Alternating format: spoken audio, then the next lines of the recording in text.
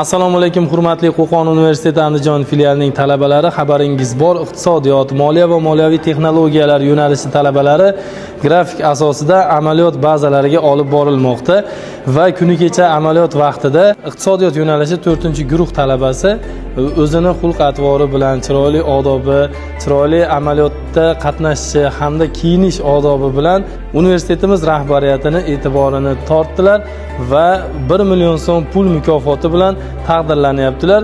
O'ylaymizki, umid qilamizki, barcha talabalar amaliyotda bo'ladimi, o'zimizning universitetimizda dars vaqtida bo'ladimi, barcha odob, axloq qoidalariga hamda kiyinish madaniyatiga alohida e'tibor qaratadi degan umiddamiz. Barchangizni mana shunday faol talabalarimizdan o'rnak olishingizni va sizlar ham har sohada faol bo'lishingizni so'raymiz.